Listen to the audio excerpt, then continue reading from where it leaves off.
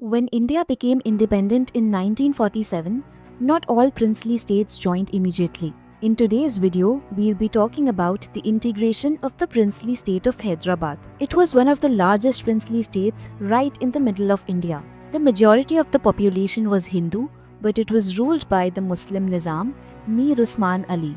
The Nizam refused to join India. He even dreamt of an independent Hyderabad supported by a private army called the Razakars, led by Kazim Razvi.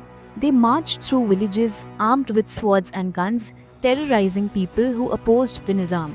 Life under Nizam was harsh.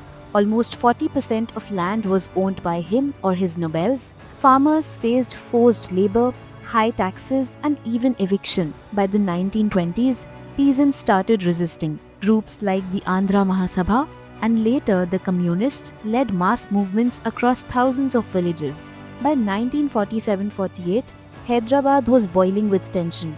Sardar Vallabhbhai Patel warned that an independent Hyderabad was like a cancer in the belly of India. On September 13, 1948, India launched Operation Polo.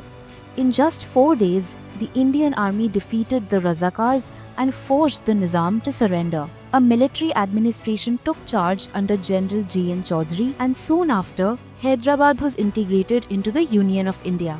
That's why September 17 is remembered as Hyderabad Liberation Day, a day marking freedom not only from colonialism but also from the oppressive rule of Nizam. From that turning point, Hyderabad became an integral part of India, and today, whether it's enjoying Hyderabadi biryani, admiring the Charminar, or seeing the city thrive as a global IT and startup hub, Hyderabad stands as a proud symbol of India's unity and progress.